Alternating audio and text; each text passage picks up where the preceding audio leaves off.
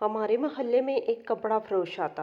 मोहल्ले भर की औरतें इससे मुंह मांगी कीमत पर कपड़े खरीदती, मगर मैं हैरान होती कि वो हर बार मुझे 2-3 सूट दे जाता और कहता कि पैसे बाद में दे देना। एक रोज़ इसने हमारे घर दस्तक देकर मुझसे खाना मांगा। फिर इसने मुझे कपड़ों का एक बंडल दिया। जब मैंने इसे खोला तो ये देखकर मेरे पैरों से ज़मीन निकल गई और मैं वहीं बेहोश हो गई। ये कहानी हकीकत पर मबनी है और जिन खातून की हकीकी ज़िंदगी से तल्लक रखती है, मैं उसी की बयान कर रही हूँ। ये कहानी मैं अपनी दोस्त की ज़िंदगी के बारे में बयान कर रही हूँ। इन दिनों मैं एक अखबार के दफ्तर में जॉब करती थी जब मुझे मेरी दोस्त सानिया मिली। वो नहायत खूबसूरत मगर बेहद खस्ता हाल लग रही थी। मैं तो पहली नज़र में इसको पहचान भी ना पाई। जब इसने अपना तारफ़ कराया तो मैं चौंक पड़ी। बेसाख्ता इससे पूछने लगी, जी क्या हाल हो गया है तुम्हारा? तुम तो ऐसी बिल्कुल भी नहीं थी। और उस्मान भाई कैसे हैं? वो आगे से खामोश रही। मैंने कहा, जब तुम्हारी उस्मान से शादी हुई थी तुम तो बहुत खुश थी। काफ़ी मुश्किलात के बाद तुम लोगों की शादी हुई थी। वो कहने लगी, हाँ बहुत खुश थी क्योंकि हमारी मोहब्बत की शादी थी। उस्मान वाकई मुझे बहुत चाहते थे और हर हाल में हर शर्त पर मुझे अपनी दुल्हन बनाना चाहते थे और उन्होंने मेरे लिए बहुत कुर्बानियाँ भी दी। हमारी इन लोगों से दूर की रिश्तेदारी भी थी, लेकिन वालिद साहब इस वजह से उस्मान के रिश्ते पर नहीं मान रहे थे कि वो अमीर नहीं थे। इनकी तनख्वाह कम थी जबकि हम लोग खुशहाल थे। अबू समझते थे कि उस्मान अपनी कलील आमदनी में इनकी बेटी को खुश नहीं रख सकेगा और वो अपनी छोटी छोटी खुशियों और ख्वाहिशों को पूरा होने को तरसती रह जाएगी। जबकि मेरा कहना था कि मुझे उस्मान हर हाल में कबूल है और मैं सिर्फ उन्हीं से शादी करूंगी। शायद उस्मान का साथ मेरी किस्मत में लिखा था। उन्होंने भी मुझे हासिल करने की जद्दोजहद में कोई कसर न छोड़ी। यूँ इनके वालिदैन ने भला आखिर मेरे अब्बू को राज़ी कर लिया और हमारी शादी हो गई। हमारी तो ज़िंदगी फूलों भरी हो गई। तुम तो जानती हो मैं इससे शादी के बाद कितनी खुश थी। मुझे उस्मान के साथ गुर्बत में भी सुकून था। हाँ, कभी कभार ये बात खटकती ज़रूर थी कि उस्मान के पास ना अपना मकान है, ना गाड़ी और ना दीगर आसाइशें। तभी सोचती शायद मेरी ज़िंदगी तमामों इसी तरह हसरत भरी ही गुजरेगी। लेकिन बाद में अपनी किस्मत पर शाकर हो गई क्योंकि इन्हें मुझसे बेपनाह मोहब्बत थी। वो मुझ पर जान छिड़कते थे। अगर मोहब्बत मिल जाए तो सारी ज़िंदगी आसाइशों भरी भी ना हो तब भी तकलीफ़ें कम तकलीफ़दा होती हैं। मैंने भी तभी खुद को समझा लिया कि ख्वाहिशात को इंसान जिस कदर बढ़ाता है वो इतनी ही बढ़ती चली जाती हैं। इंसान को इस दुनिया में 2 वक्त की रोटी मिल जाए, मोहब्बत और सुकून भी हो तो यही बहुत कुछ है। शोहर की ज़्यादा दौलत भी बीवी की ज़िंदगी में परेशानियां ही लाती है। लिहाजा मैं और उस्मान दोनों ही बहुत खुश थे। मैंने इसकी बात सुनते हुए कहा, अच्छा तो अब क्या हुआ कि तुम यहाँ मुझे कोर्ट में नज़र आ रही हो? वो अफसरदगी से कहने लगी, अपने बेटे के लिए सरपरस्ती का केस डाला हुआ है। दरअसल मेरी और उस्मान की तलाक हो गई है और बेटा इन्हीं के पास है। इसी के लिए सरपरस्ती का केस चल रहा है। मैं हैरत के समुंदर में गोते खाने लगी और फिर कहा, सानिया ये तुम क्या कह रही हो? आखिर क्यों तलाक हुई तुम दोनों की? क्या कसूर था तुम्हारा जो इसने इतनी मोहब्बत और चाहत के बावजूद तलाक दे दी? बेटा भी तुमसे ले लिया। वो कहने लगी, यहाँ कोर्ट में क्या बताऊँ, कहीं बैठेंगे तो तुम्हें बताऊंगी। मैंने कहा, तो चलो तुम्हारे साथ मेरे घर, शायद मैं तुम्हारी कुछ मदद कर सकूं। यूँ मैं अपनी पुरानी हमजमात को साथ ले आई और फिर इसने अपनी रोदाद सुनाई जो मैं इसी की ज़बानी रकम कर रही हूँ। शादी के बाद शुरू में मैं अपने सास ससुर के साथ इन्हीं के घर में रहती थी। सास ससुर अच्छे लोग थे, हमारा गुजारा बहुत अच्छा हो रहा था। ससुर साहब भी काफ़ी ज़रूरियात पूरी खुद करते थे। साल बाद अल्लाह ताला ने हमें एक खूबसूरत से बेटे से नवाज दिया। उस्मान की तो खुशी की कोई इंतहा न थी। वो अपनी कम तनख्वाह में भी हम दोनों को बहुत खुश रखने की कोशिश करते थे। हमारी ज़िंदगी खुशियों भरी गुजर रही थी। साल बाद उस्मान का तबादला दूसरे शहर हो गया। वो मेरे और मेरे अपने बेटे के बगैर बिल्कुल नहीं रह सकते थे। लिहाजा उन्होंने वहाँ किराए का एक छोटा सा मकान ले लिया और मुझे भी अपने साथ ले आए। इन दिनों मेरा बेटा साल भर का था। उस्मान अपनी मुलाजमत पर चले जाते और मैं शहरोज़ की कलकारियों में गुम हो जाती। तभी तन्हाई का एहसास भी न होता। नए शहर आप बसने पर यूँ तो मैं खुश थे, लेकिन अब उस्मान का हाथ मज़ीद तंग हो गया था। चूँकि ससुराल में मकान का किराया, बिजली का बिल नहीं देना पड़ता था और खाने पीने का सारा खर्चा भी ससुर साहब ही बर्दाश्त कर लेते थे। लेकिन जहाँ सारे अखराजात खुद करना पड़ते थे, ससुर साहब की मर्ज़ी होती तो 2-4 माह बाद जब मिलने आते हमारी कुछ माली इमदाद कर दिया करते। इनका भी तो पेंशन पर ही गुजारा था। यहाँ पास पड़ोस में खाते पीते खुशहाल लोग रहते थे। मैं जब इन औरतों को अच्छे और कीमती लिबास में देखती तो मुझे हसरत होती कि मैं इन जैसा पहनूं, मगर फिर बस सोच के रह जाती, क्योंकि जितनी चादर हो इतने ही पाँव फैलाने पड़ते हैं। यहाँ मेरी पड़ोसन राबिया से मेरी काफ़ी दोस्ती हो चुकी थी। इसकी भी एक ही बेटी थी। राबिया अक्सर हमारे घर आ जाती और हम खूब बातें करती। हमें 2 साल गुजर गए इस घर में। इस दौरान 4 ईदें आई, मगर मैं ईद पर भी नया जोड़ा न बनवा सकी, जबकि मेरी पड़ोसन तो हर माह नए जोड़े में नजर आती थी। मेरे दिल से आह सर्द निकल जाती। फिर सब्र को आवाज़ देकर खुशियों को इसके सुपुर्द कर देती। इस मोहल्ले में काफ़ी अरसे से एक कपड़े बेचने वाला आया करता था। इसके पास मुल्की और गैर मुल्की नहायत खूबसूरत कपड़े होते थे। सच था कि वैसे कपड़े तो बड़ी बड़ी दुकानों से भी न मिलते जैसे वो कपड़े बेचने वाला लाता। इस बार ईद से 15 रोज़ कबल मोहल्ले में वही कपड़ा बेचने वाला आया और इसने राबिया के घर अपना गट्टर ठोक खोला। हस्बे मामूल मोहल्ले की औरतें भी इसके गिर्द जमा हो गई और कपड़े पसंद करके खरीदने लगी। मैंने जो आवाज़ें सुनी तो अपने बेटे को गोद में उठाकर पड़ोस में चली गई। कपड़े वाला राबिया की गेट के सामने बैठा था। इसने अपना गट्टर गेट के अंदर रख कर खोला हुआ था। औरतें बड़े शौक से कपड़े देख रही थी। मैंने भी 1-2 जोड़े उठाकर देखे और फिर इनका भाव पूछा। इन कपड़ों को उल्टती पुल्टती रही और फिर इनको वापस रख दिया, क्योंकि इतनी कीमत भी बहुत ज़्यादा थी। जब काफ़ी औरतें कपड़े खरीद चुकी तो राबिया ने मुझसे कहा, सानिया तुमने कुछ नहीं लिया, तुम भी कुछ लो ना। इस पर मेरे लबों से ठंडी हवा निकल गई। धीरे से कहा, एक जोड़ा लेना तो था लेकिन पैसे नहीं बन रहे। ये कपड़े तो काफ़ी महंगे हैं। मैंने ये बात कुछ इस तरह हसरत से कही कि शायद कपड़े वाले ने सुन ली और इसके दिल पर इस जुमले ने असर किया। जब सब औरतें राबिया के घर से निकलकर अपने अपने घरों को चली गई तो आखिर में मैं भी अपनी पड़ोसन के घर से निकली और अपने घर में आ गई। कपड़े वाले ने जो ही मुझे अपने गेट की तरफ दाखिल होते देखा, वो गट्ठड़ उठाकर मेरे दर पर चला आया। मैंने अभी दरवाज़ा बंद ही किया था कि इसने दस्तक दी। मैंने अंदर से ही दरवाज़ा आवाज़ देकर पूछा, कौन है?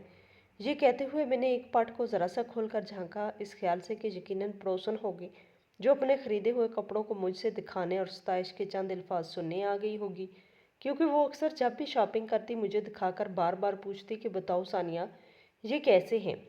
मैंने अच्छी शॉपिंग की है ना? इस तरह सताइश सुनकर इसको तसल्ली हो जाती थी। या फिर वो अपने कपड़े मुझे दिखाकर मुझसे मशवरे लेती थी कि मुझे बताओ इस पर क्या डिज़ाइन बनवाऊँ और कैसे सिलवाऊँ।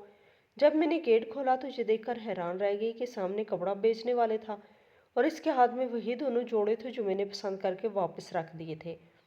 इसने जोड़े मेरी जानब बढ़ाकर कहा, बीबी ये ले लो और रकम उधार कर लो। मैं तो इस मोहल्ले में आता जाता रहता हूँ, दूसरे फेरे पर जब आऊँगा तो रकम आपसे ले लूँगा। इससे पहले कि मैं कुछ सोचती और इसे जवाब देती, इसने वो खूबसूरत जोड़े मुझे थमा दिए और फ़ौरन चलता बना। जाते जाते कह गया कि मेरा नाम अब्दुल रहमान है। मैं अगर ना आ सका और मेरी बजाय मेरा भाई आया तो मेरा नाम लेगा, तभी पैसे इसको दे देना। मेरा जवाब सुनने से पहले ही वो अपनी गठड़ी उठाकर लंबे लंबे ढंग भरता आगे को चलता बना। मैं आवाज़ देकर इसको रोकने का इरादा करती रह गई। मैं शशदर थी कि ये कैसा व्यापारी है कि मेरी इससे जान ना पहचान और वो यूं एतबार करके कपड़े मुझे थमा गया था। फिर सोचा ये मुद्दत से इधर फेरी लगाता होगा, तभी उधार दे दिया होगा। कारोबारी लोगों का माल बेचने का एक ये भी तरीका होता है। बेशक वो सूट मुझे बहुत पसंद आया था, लेकिन ये गैर मुल्की और ख़ासा महंगा था। मैं इसकी कीमत चुकाने की मुहतमल नहीं हो सकती थी। सोचने लगी, भला मैं इतना सारा कर्ज कहाँ से उतारूंगी। इन दिनों 15,000 उस्मान की तनख्वाह थी, 7,000 मकान का किराया और बिजली पानी की मद में चला जाता था। बच्चे के दूध के डब्बे और दीगर अखराजात के बाद हमारे गुजारे के लिए रकम ही कितनी बचती थी। अब्दुल रहमान तो कपड़ों का बंडल थमा कर चला गया, मगर मुझे अब शशोपंज में डाल गया था। पहले तो कई दिन मैंने ये जोड़े छुपा कर रखे कि उस्मान को कैसे बताऊं कि ये मैंने इतने महंगे जोड़े खरीदे हैं और अभी उधार भी चुकाना है, जबकि जानती थी कि हमारा गुजारा कितनी मुश्किल से हो रहा था। फिर एक रोज़ सोचा कि उधार का उस्मान को बता ही दूँ, 7 जोड़े भी दिखा दूँ। आखिर कब तक छुपा के रखूँगी। फिर सोच में पड़ गई कि अगर बता दिया तो कहीं वो बिगड़ ही ना जाए। इसी उधेड़बन में थी कि राबिया आ गई। इसका शौहर टेलर मास्टर था और इसकी आमदनी खूब होती थी। सदर बाज़ार में इसकी बड़ी सी दुकान थी, जहाँ इसने कई कारीगर रखे हुए थे। इनके वारे न्यारे थे, तभी तो राबिया को ज़िंदगी का हर ऐश व आराम मुयस्सर था। मुझे परेशान देखकर राबिया ने पूछा कि क्या बात है सानिया, आज तुम काफ़ी परेशान नज़र आ रही हो। मैंने इसे सारी बात बताकर कहा कि जोड़े तो मुझे पसंद है, लेकिन डर यह है कि कभी अब्दुल रहमान ने अचानक आकर उधार की रकम मांग ली तो कहाँ से लाऊंगी। वो कहने लगी, अरे तू इसमें परेशान होने वाली ऐसी कोई भी बात नहीं। अरे भाई, जब आएगा तब देखी जाएगी। وہ اتنا برا آدمی نہیں جہاں اکثر گھروں میں ادھار پر کپڑا دے جاتا ہے اور تنگ بھی نہیں کرتا۔ جب مرضی آئے اس سے پیسے لے لینا۔ فی الحال تم یہ جو ہے نا کپڑے سلوا لو۔ تو کیا تمہارا جی نہیں چاہتا کہ عید پر نئے کپڑے پہنو؟ میں نے کہا کیوں نہیں چاہتا، لیکن میرے پاس تو سلائی کے پیسے بھی نہیں۔ وہ کہنے لگی اس کی تم فکر نہ کرو، مجھے اپنے کپڑے اور ناپ دے دو، میں اپنے شوہر سے سلوا لوں گی۔ اور تم عثمان بھائی سے بھی کہہ دینا کہ میری سہیلی رابعہ نے یہ جوڑے عید کا تحفہ دیے ہیں۔ سہیلیاں عید پر ایک دوسرے کو تحفے تو دیتی ہی ہیں، ان کو تو معلوم ہی ہے میرے شوہر ٹیلر ماسٹر ہیں، کہہ دینا کہ سلوا کر اسی لیے دیے ہیں۔ میری متفکر سوچوں کا فوری حال تو نکل آیا اور میں نے ناپ اور کپڑے رابعہ کو دے دیے۔ جب جوڑے سل کر آ گئے تو میں نے عثمان کو منوان وہی کہہ دیا جو مجھے رابعہ سکھلا کر گئی تھی۔ انہوں نے جوڑے دیکھے خوشی کا اظہار کیا کہ بہت خوبصورت ہے، تم پہنو گی تو اور بھی اچھے لگیں گے، اور ساتھ ہی فکر کا بھی اظہار کیا کہ اب تم اپنی پڑوسن کا یہ احسان کس طرح اتارو گی، تمہیں بھی تو کوئی تحفہ اسے دینا پڑے گا۔ میں نے کہا احسان کی کیا بات ہے، اس نے اپنی خوشی سے دیے، میں نے مانگے تھوڑی تھے۔ رابعہ کے پاس کس شے کی کمی ہے، اس کو تو ان باتوں کی پرواہ نہیں، وہ بہت اچھے اخلاق والی ہے اور مجھے اپنی سہیلی سمجھتی ہے۔ اور کیا ایک سہیلی جو پیسے والی ہو اپنی دوسری سہیلی کو 2 جوڑے بھی نہیں دے سکتی؟ وہ کہنے لگی اچھا بھائی، تم عورتوں کی باتیں تم ہی جانو، مجھے تو کھانا لا دو، آج اوور ٹائم کیا ہے، تھک گیا ہوں۔ جب میں نے کھانا دیا تو کہنے لگے شہروز کے کپڑے بھی لینے ہیں، عید کو دن ہی کتنے رہ گئے ہیں، خیر عید بخیریت گزر گئی۔ میں نئے جوڑے پہن کر میکے گئی، میری والدہ تو وفات پا چکی تھی، ابو اور بہنوں سے عید ملنے گئی، وہ بھی مجھے اتنے خوبصورت لباس میں دیکھ کر خوش ہو گئی۔ میں نے رابعہ کو دعا دی جس کی حوصلہ دلانے سے مجھے یہ خوشی نصیب ہوئی تھی۔ 3 ماہ گزر گئے، میرے پاس پیسے نہ ہوئے تھے اور عبد الرحمن بھی نہیں آیا تھا۔ وہ پھر ایک روز اچانک عبد الرحمن آ گیا، اس نے دروازہ بجایا، میں نے گیٹ کھولا کہ اس سے معذرت کر کے پہلے قرض کے لیے مہلت لے لوں تو کچھ ہفتے بعد دے دوں گی، کہ اس نے ایک اور بنڈل مجھے تھما دیا، کہنے لگا یہ رکھیے، میں پچھلی گلی میں سے ہو کے آتا ہوں، وہاں سے بھی پیسے لینے ہیں۔ میں حیران تھی کہ آج وہ پھر مجھے کپڑے دے کر جا رہا ہے، مگر میں تو پہلے والے قرض سے ہی پریشان تھی، بھلا مزید قرض اپنے سر کیسے چڑھا سکتی تھی، لہٰذا اس سے پہلے کہ وہ پھرتی سے آگے نکل جاتا، میں نے بنڈل کے اوپر کا کاغذ ذرا سا پھاڑا اور زور سے آواز دیتے ہوئے کہا ٹھہرو عبد الرحمن، پہلے میری بات سن لو۔ وہ ٹھہر گیا، بنڈل میں بہت خوبصورتی اور قیمتی کپڑا تھا۔ میں نے کہا یہ کس لیے؟ کہنے لگا آپ کے لیے، دیکھیں گی تو پسند کر لیں گے۔ میں نے کہا نہیں، یہ مجھے نہیں چاہیے، لو پکڑو اسے، میں نے ابھی تمہارا پہلا قرض ہی نہیں اتارا اور تم اور کپڑے لے آئے۔ وہ کہنے لگا آپ دیکھیے تو صحیح، بہت اچھے ہیں، آپ کی پڑوسن نے بھی لیے ہیں۔ میں نے کہا کہ چلو اس نے لیے ہوں گے مگر میں نہیں لے سکتی۔ ارے بھائی پہلے پیسے ابھی، وہ میری آدھا ادھوری بات سمجھ گیا، اس نے مجھے مزید بولنے کا موقع ہی نہ دیا اور کہنے لگا جب آپ کے پیسے ہوں تب مجھے دے دینا، میں کب کہہ رہا ہوں کہ پیسے دے دے۔ یہ کہہ کر وہ چلتا بنا۔ اس بار بھی اس نے ایسی عجلت دکھائی کہ مجھے اسے روکنے کا موقع نہ ملا، میں بس اس کو تیزی سے چاہتے دیکھتی رہ گئی۔ اگر میں گیٹ سے نکل کر اس کے پیچھے جاتی یا بلند آواز سے رکنے کا کہتی تب بھی اسے نہ روک پاتی۔ دیکھتے ہی دیکھتے وہ گلی کے اختتام پر پہنچ کر مڑ گیا۔ میں دیر تک ہاتھ میں بنڈل تھامے کھڑی رہی، سوچنے لگی کہ اب کیا کروں۔ پھر سوچا رابعہ کو بتاتی ہوں۔ وہ جب گٹر لایا تو رابعہ کے گیٹ کے اندر رکھ دیتا تھا اور گلی میں آواز لگاتا ہوا آتا تھا کہ جس کو خریدنا ہوتا وہ رابعہ کے دروازے پہ آ جاتی اور اس کے گھر کے اندر بیٹھ کر آرام سے کپڑے کھول کھول کر دیکھتی اور پسند کرتی۔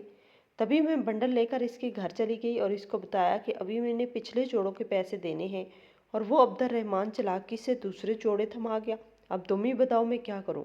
وہ کہنے لگی اچھا رکو تم، اگر ابھی وہ آ جاتا ہے تو بات کر لیتے ہیں۔ ہم نے کافی دیر انتظار کیا مگر وہ نہ آیا۔ تب رابعہ نے کہا پچھلی بار میں نے کافی کپڑے لیے تھے، شاید اس بار وہ ادھر نہیں آئے گا، پچھلی گلی میں شائستہ کے گیٹ پر گٹھڑ کو کھول کر بیٹھا ہوگا، کیونکہ کبھی کبھار وہ ادھر ہی کھولتا ہے۔ میں ابھی تک پریشان تھی، وہ کہنے لگی تم کیوں پریشان ہوتی ہو، خاموشی سے یہ کپڑا رکھ لو، آ جائے گا تو واپس کر دینا، نہیں آئے گا تو سلوا لینا، سلائی تو میں تمہیں کروا دوں گی، فکر نہیں کرو، تمہارا قرض بھی اتر جائے گا، تم جوڑے سلوا لو اور پہن لو۔ عثمان بھائی کو بتا دینا کہ میں نے دیے ہیں، کہہ دینا ٹیلر کی دکان پر اکثر امیر عورتیں زیادہ کپڑا دے جاتی ہیں، اس لیے جو بچ جاتا ہے اس کے بارے میں پوچھتی تک نہیں، تو ان کی ہم قمیضیں سلوا لیتے ہیں اور شلواروں کا میچنگ کپڑا لے آتے ہیں، اس لیے گاہکوں سے درزیوں کو تو آج خود فائدہ ہو جاتا ہے۔ میں نے کہا وہ ناراض ہو جائیں گے کہ مفت کے کپڑے تم کیوں لے لیتی ہو۔ رابعہ کہنے لگی کہ ان کو کہنا دنیا ایسے ہی چل رہی ہے، اگر وہ خود تمہیں نہیں لے کر دے سکتے تو کیا تمہارا دل نہیں چاہتا کیا اچھے کپڑے پہننے کا تمہارا حق نہیں؟ تم نے چوری تو نہیں کی اور نہ کوئی ڈاکہ ڈالا ہے، بس اور کچھ کہنے کی ضرورت نہیں۔ ہنگ لگے نہ پھٹکڑی اور رنگ بھی چوکھا ہے۔ یہ بات رابعہ مجھے سکھا گئی۔ یوں خوبصورت اور قیمتی کپڑے پہننے کی خواہش میں میرے ضمیر کی آواز دب گئی۔ میں نے ایک بار پھر شوہر سے جھوٹ بولا کہ رابعہ نے جوڑے سلوا دیے، میں نے پہن لیے۔ اب میں یہ جوڑے پہن کر بڑی شان سے محلے کی عورتوں کے سامنے جاتی کہ خوبصورت تو میں پہلے ہی تھی، یوں اچھے کپڑوں میں اور بھی اچھی لگتی۔ پڑوسنوں پر برتری جتلاتی کہ میں بھی اس قابل ہوں کہ ان جیسا لباس پہن سکتی ہوں۔ وہ بھی اکثر میرے کپڑوں کی تعریف کرتی۔ یوں مجھے اہمیت اور عزت ملنے لگی۔ 2 ماہ اور گزر گئے۔ اس دوران میرے سسر صاحب بیمار پڑ گئے۔ میں اور عثمان ان کی عیادت کرنے گئے۔ ہم لوگ کوئی 3-4 دن وہیں رہے۔ جب واپس آئے تو رابعہ نے بتایا کہ تمہارے پیچھے سے عبد الرحمن آیا تھا، اس نے کچھ اور جوڑے خریدے، اس نے تمہارا بھی پوچھا تھا۔ میں نے بتایا تم سسرال گئی ہو۔ میں نے کہا کیا قرض کے بارے میں کچھ کہا تھا اس نے؟ رابعہ نے کہا بالکل نہیں، ایسا کوئی ذکر اس نے نہیں کیا۔ میں سوچنے لگی اب یقیناً جب آئے گا تو قرض کا مطالبہ کرے گا۔ پھر اس واقعے کو 1 ماہ گزر گیا مگر عبد الرحمن نہ آیا۔ ایک روز عثمان دفتر گئے ہوئے تھے کہ کسی نے صبح 10 بجے کے قریب دروازے پر دستک دی۔ میں نے پوچھا کون ہے؟ آنے والا چپ رہا مگر چند لمحوں بعد پھر دستک دی۔ میں نے پھر سے پوچھا کون ہے؟ میں نے اس بار ذرا بلند آواز میں پوچھا۔ باہر سے آواز آئی عبد الرحمن۔ جواب سن کر میں نے بغیر دروازہ کھولے ہی پوچھا کیا قرض کی رقم لینے آئے ہو؟ کہنے لگا نہیں، آپ رقم کی فکر نہ کرو، جب پیسے ہوں تو بتا دینا، مگر دروازہ تو کھولے، مجھے پیاس لگی ہے۔ میں نے گیٹ کی جھری سے دیکھا، مجھے اس کے ہاتھ نظر آئے جن میں الگ سے ایک بنڈل تھا۔ میں سمجھ گئی کہ یہ پھر سے مجھے مزید مقروض کرنے آیا ہے، لہٰذا دروازہ نہ کھولا۔ 1-2 بار مزید دستک دینے کے بعد اس نے بنڈل میری دیوار کے اوپر سے گھر کے اندر پھینک دیا جو صحن میں چرپائی پر جا گرا اور خود وہ چلتا بنا۔ میں تو اس کی اس حرکت پر چکرا کے رہ گئی۔ جلدی سے آگے بڑھ کر گیٹ کھولا لیکن وہ اتنا آگے جا چکا تھا کہ میرے چیخ کر آواز دینے سے لوگ متوجہ ہو جاتے۔ بدنامی کے ڈر سے، بے بسی سے میں اسے گلی پار کرتے دیکھتی رہ گئی۔ اب میرا دل دھک دھک کرنے لگا تھا۔ سوچنے لگی کہ پہلی غلطی کی جو اپنے شوہر سے پردہ پوشی کی، اب یہ اسی کا خمیازہ تھا۔ اب کیا کروں؟ کچھ دیر تک تو ساکت کھڑی بنڈل کو گھورتی رہی جیسے اس میں دھماکہ خیز مواد ہو یا سانپ بچھو موجود ہوں۔ پھر میں نے ہمت کر کے بنڈل اٹھایا، کھول کر دیکھا تو اس بار اس میں 2 جوڑے اور برانڈڈ غیر ملکی سینٹ اور جیولری کا ایک ہلکا پھلکا مگر بہت خوبصورت سیٹ لپٹا ہوا تھا۔ آنکھیں پھاڑے میں ان تمام چیزوں کو دیکھ رہی تھی جیسے اس دنیا میں ان چیزوں کا تعلق ہی نہ ہو بلکہ یہ آسمانی تحفے ہوں۔ ظاہر سی بات ہے کہ بیوقوف سے بیوقوف عورت بھی ایسی باتوں کا مطلب سمجھ لیتی ہے۔ یہ عنایتیں کوئی غیر شخص کسی عورت پر بلا وجہ نہیں کرتا، ان نوازشوں کا کچھ نہ کچھ مطلب تو ہوتا ہے۔ سوچنے لگی کیا یہ پھیری والا کپڑا فروش ایک نظر دیکھ کر مجھ پر فریفتہ ہو گیا ہے یا پھر وہ ایک غریب آدمی کی بیوی جان کر ترس کھاتا تھا، کیونکہ اس کے علاوہ اس نے کبھی مجھ سے کوئی زیادہ بات نہ کی اور نہ ہی کوئی تعلق واسطہ رکھا میرا اس کے ساتھ۔ اب جی کرتا کہ عثمان کو ساری بات بتا کر دل ہلکا کر لوں اور اس مشکل سے چھٹکارا پا لوں، مگر پھر ڈر جاتی کہ بات سن کر عثمان معافی نہیں دیں گے بلکہ شاید مجھے ہی غلط سمجھیں اور مورد الزام ٹھہرائیں۔ پھر سوچتی کیا خبر کتنی سخت سزا دیں گے، ہو سکتا ہے ہمیشہ کے لیے بدگمانی کے سانپ کو اپنے دل میں پال لیں اور مجھ پر دوبارہ یقین ہی نہ کر پائیں کہ اچھے کپڑوں کے لالچ میں اتنے دن کیوں چپ رہی آخر۔ سوچتی رابعہ ٹھیک کہتی ہے، اب تو چپ رہنے میں ہی عافیت ہے۔ اس پھیری والے سے کپڑا میں نے نہیں مانگے تھے، چوری کی اور نہ کوئی ڈاکہ ڈالا، پھر کیوں خود کو مجرم سمجھتی ہوں؟ اسی سوچ کے ساتھ خود کو تسلی دی۔ پھر وہ کپڑے بکسے میں چھپا کے رکھ دیے کہ کچھ دنوں بعد میری کزن سعدیہ میرے گھر آنے والی تھی۔ سوچا جب آئے گی تو عثمان پہ یہ ظاہر کروں گی کہ وہ لائی ہے۔ اب میرا ذہن ایک نئے زاویے سے سوچنے لگا تھا۔ بار بار خیال آتا کہ سینٹ کی شیشی کھول کر دیکھوں تو کیسی خوشبو ہے۔ ایک روز مجھ سے رہا نہ گیا، بنڈل نکالا، سوٹ کو خود سے لگا کر آئینے میں دیکھا، بہت خوبصورت جوڑا تھا۔ پھر سینٹ کی شیشی کی خوشبو سونگھی اور جیولری والا سیٹ پہن کر کافی دیر تک اپنا عکس آئینے میں دیکھتی رہی۔ سچ ہے کہ عورت خود پر قابو نہ رکھ سکے تو شیطان اس کا ساتھی بن جاتا ہے۔ یہ شیطان ہی تھا جو ان ممنوعہ چیزوں کی جانب مجھے راغب کر رہا تھا۔ چند دن گزرے کہ میرے سسر صاحب پھر سے بیمار پڑ گئے۔ عثمان نے مجھ سے کہا کہ مجھے 3 دن کی چھٹی مل رہی ہے، لہٰذا میں جا کر ابو کو دیکھ آتا ہوں، تم اور شہروز یہیں رہو ورنہ پھر ایک اور سیٹ کا کرایہ بھرنا پڑے گا۔ رابعہ سے کہنا تمہارا خیال رکھے اور گھر آتی جاتی رہے، ہو سکے تو تمہارے پاس ہی آ کر سو جایا کرے۔ یہ کہہ کر چلے گئے۔ عثمان کو گئے دوسرا دن تھا، انہوں نے تیسرے دن صبح سویرے 6 بجے آنا تھا क्योंकि कोच का यही टाइम था और वो यही बता कर गए थे कि मैं आते ही दफ्तर चला जाऊंगा, लिहाजा तुम मेरे कपड़े तैयार रखना। मैं शहरोज को सुलाकर खाना खाने लगी थी कि अचानक दरवाजे पर दस्तक हुई। इस बार दस्तक सुनकर मुझे कोई खौफ महसूस नहीं हुआ था। सोचा अगर अब्दुल रहमान भी है तो इसको बंडल वापस करके कहूंगी कि अब ऐसा मत करना, कर्ज का तकाजा तो वो नहीं करता था। बाजी शादियाँ आएंगी तो इनसे कुछ रकम कर्ज लेकर इस आदमी की दस्तकों से जान छुड़ा लूंगी। ये सोचकर मैंने दरवाजे की झुर्री में देखा तो मेरा अंदाजा दुरुस्त था, वो वाकई अब्दुल रहमान ही था। मैंने दरवाज़ा खोलकर कहा, क्या आप फिर कुछ देने के लिए आए हो? अपना वो बंडल ले जाओ जो तुमने इस रोज़ दीवार के उधर फेंका था, और ख़बरदार आइंदा ऐसी हरकत ना करना। ये मत सोचो कि मैं तुम्हारे एहसान तले दब चुकी हूँ। वो सूट तो मैं सिलवा कर पहन चुकी थी, मगर जानबूझकर कह रही थी ताकि वो मुझे एहसान मंद ना समझे, क्योंकि मेरे पास इसका उधार चुकाने को पैसे नहीं थे। मैंने कहा, 5-6 दिनों तक अगर मैं तुम्हारा कर्ज ना दे सकी तो अपनी ये बालियाँ दे दूंगी।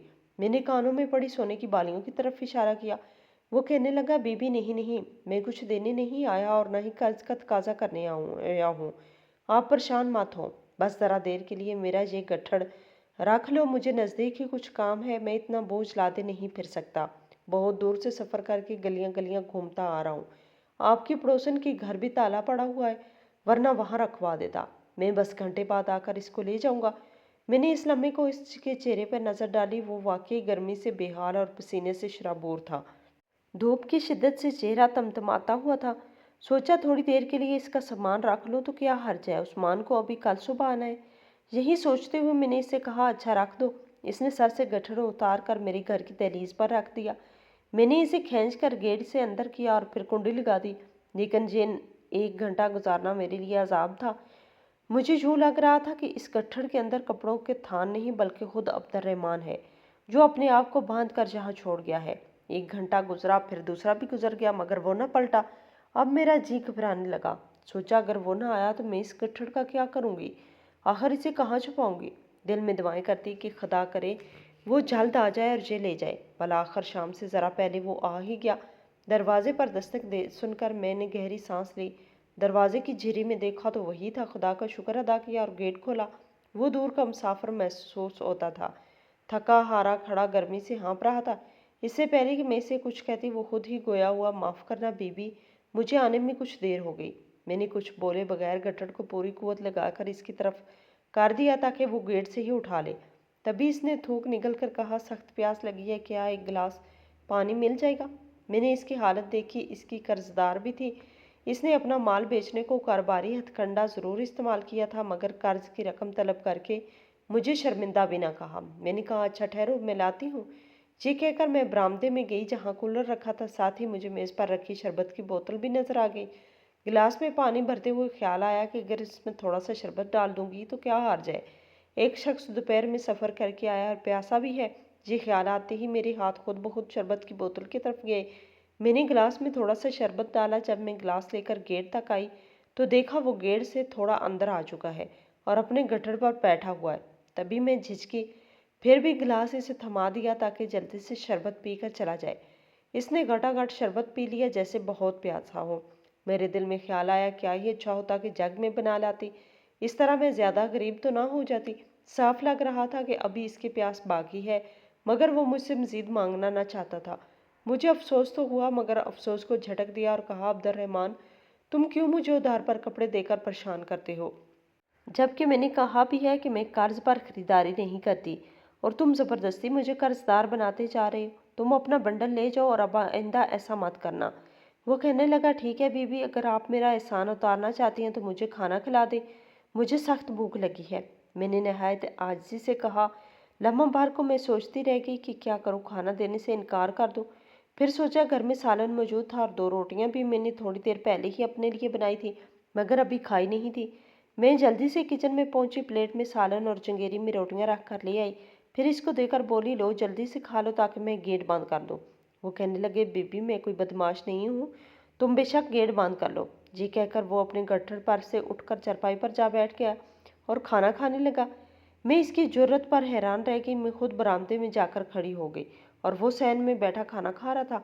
खाते हुए इसने एक नज़र मुझ पर डाली और मेरे दिल के अंदेशे को भांप कर कहने लगा, देखो आप मुझसे डरो मत और ना ही मुझे गलत समझिएगा। यूँ गेट पर बैठकर खाना खाना बेइज्जती वाली बात है, इस तरह मैं गट्ठर पर रखकर खाना नहीं खा सकता था, इसी वजह से यहाँ आकर बैठ गया हूँ। मैंने कहा, अच्छा ठीक है, जल्दी से खाओ, कोई आ जाएगा तो यूँ तुम्हें मेरे सहन में बैठा देखकर क्या सोचेगा, मेरी तो बदनामी हो जाएगी। इसने मेरी बात का कोई जवाब ना दिया और खाना खाता रहा, मगर मैं बेहद मुस्तरिब सी हालत में खड़ी थी। चाहती थी कि वो जल्द से जल्द खाना ख़त्म करे और चला जाए। तभी मेरी नज़रें मुसलसल गेट पर मरकूज थी, जिसको मैंने दनस्ता बांधना किया था कि एक गैर मर्द मेरे सहन में मौजूद था। गेट मैंने बदस्तूर खुला रखा हुआ था। जब वो खाना खा चुका तो हाथ देने को मुझसे पानी मांगा। मैंने जग में इसको पानी दिया। शायद वो मेरी बेचैनी को ताड़ चुका था। कहने लगा, जग से यूँ हाथ धोना मुश्किल है। अच्छा बीबी, मेरे हाथों पर मेहमान समझकर पानी डाल दो, मैं बस हाथ धोकर चलता हूँ। मैंने जग पकड़कर इसके हाथों पे पानी डालना शुरू किया ताकि वो जल्दी से जाए। वो कहने लगा, माफ़ करना बीबी, मैं फ़कीर नहीं हूँ, इसलिए गेट पर खाना नहीं खाया। आपकी खाना दिया, इसके लिए बहुत बहुत शुक्रिया। आप मुझे मेहमान समझकर माफ़ कर देना। ये बात कह रहा था और मैं इसके हाथों पर मुसलसल पानी डाल रही थी, मगर मेरा ध्यान मुसलसल गेट की जानब था कि तभी अचानक मैंने गेट से उस्मान को अंदर आते देखा और इसे यूँ अपने सामने देखकर सटपटा गई, जैसे किसी ने मेरी रूह को जिस्म से खींच लिया हो।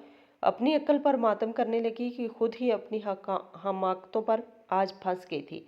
इस अजनबी का एहसान दामनगीर हुआ था और मैंने खाना खिलाने पर मजबूर हो गई। मुझे एक अजनबी के हाथ धुलाते देखकर उस्मान की आंखों में खून उतर आया था। वो चिल्लाने लगा कि आखिर ये कौन है। कपड़ों के गट्ठर को देखकर इसे अंदाजा हो चुका था कि ये कोई कपड़ा फरोख्त करने वाला है। इसने गट्ठर को लात मारकर गेट से बाहर कर दिया और फिर अब्दुर्रहमान की जानब लपका। उस्मान को यूं गजबनाक देख कर अब्दुर्रहमान जल्दी से घर से बाहर निकल जाने में ही अफियत जानी। मुझे यूं लग रहा था जैसे मेरा खून खुश्क हो चुका था। जहाँ खड़ी थी वहीं जम के रह गई, जैसे सांस लेना भूल चुकी थी और अब मेरे कदम सौ मन के हो चुके थे। उस्मान मेरे करीब आकर गुस्से से चिल्लाकर पूछने लगा कि कौन लगता है तुम्हारा ये कपड़े वाला, इसे तुमने घर के अंदर क्यों बुलाया और आखिर क्यों तुम इसके हाथ धुला रही थी? क्या मेरी गैर मौजूदगी में तुम इसको बुला लेती हो? तभी कहो कि सहेलियां कैसे इतनी मेहरबान हो गई कि कीमती जोड़े सिलवा सिलवा कर तुम्हें तोहफे देती हैं। मेरे पाँव जैसे ज़मीन में गड़े थे। मैं तो खुद नहीं जानती थी कि वो कौन था और कहाँ से आता था और क्यों मैंने ऐसा किया। शायद लालच की वजह से। अब उस्मान की आंखों में आंसू थे और वो कहने लगे, मैं तो समझता था कि औरत काबिल एहतराम होती है, बीवी और शोहर का एक मुकद्दस रिश्ता होता है। क्या खबर थी कि तू अपनी ख्वाहिशात की खातिर एक कपड़ा बेचने वाले से यारी निकालेगी। तू तो मेरे घर की मालकिन थी, मेरे दिल की मलका थी, मेरे बच्चे की माँ थी। ये बाजारी औरत जैसी क्यों कर हो गई? हाँ मगर ठीक, ये बात भी कि जेवर कपड़े तो औरत की कमज़ोर होती हैं। मैं तुम्हें ना दे सका तो तुमने गलत तरीके से लेना शुरू कर दिए, है ना यही बात। मैंने उस्मान की आंखों में ज़िंदगी में पहली बार आंसू देखे थे। ये कहकर सानिया ज़ारों को तार रोने लगी। मुझे कहने लगी, ये सच है कि जो औरत अपनी अकल से काम नहीं लेती तो इसकी दुनिया फिर उजड़ जाती है, चाहे शोर कितना ही मोहब्बत करने वाला क्यों ना हो। औरत को फिर ये खमियाजा तलाक की सूरत में भुगतना पड़ता है। मैंने सानिया से पूछा, क्या तुमने अपनी सफाई में कुछ भी ना कहा? क्या तुमने इसे नहीं बताया कि तुमसे गलती हो गई? वो कहने लगी, बहुत सफाइयाँ दी मगर उन्होंने मेरी किसी बात का कोई यकीन न किया। मर्द के दिल में एक बार बाल आ जाए तो नहीं जाता। ये गलती भी तो अपनी कमअक्ली के बायस मुझसे हुई थी। सबसे बड़ी गलती तो मुझसे ये हुई गई कि मैंने इससे वो उधार कपड़ों वाली बात छुपाई। मुझे ऐसा नहीं करना चाहिए था। अगर मैं वक्त पर इन्हें सब कुछ बता देती तो नौबत यहाँ तक न आती। अब इन्हें यही लगता था कि मैं वो तोहफे अब्दुर्रहमान से ही वसूल करती थी और इनकी गैर मौजूदगी में इसे घर तक बुलाती थी। उस्मान अब मेरी किसी बात पर यकीन करने को तैयार नहीं थे। उन्होंने बेटा भी मुझसे ले लिया कि वो भी अपने बेटे के बगैर नहीं रह सकते थे। बेटे की सरपरस्ती के केस में ही आज कोर्ट आई हूँ। सानिया की बातें सुनकर मुझे बहुत दुख हुआ। मैंने इसे तसल्ली दी और चुप करवाया। सोचने लगी कि अब्दुर्रहमान तो पढ़ा लिखा ना था, ये तो पढ़ी लिखी और समझदार थी। न जाने फिर इस दौरी अंदाइशी से काम क्यों ना लिया, या शायद इसके नसीब में ये सब लिखा था। अल्लाह ताला से दुआ है कि वो सब बहनों बेटियों के नसीब अच्छे करे और इन्हें इतनी समझ बूझ ज़रूर दे कि वो सानिया जैसी गलती कभी ना करें।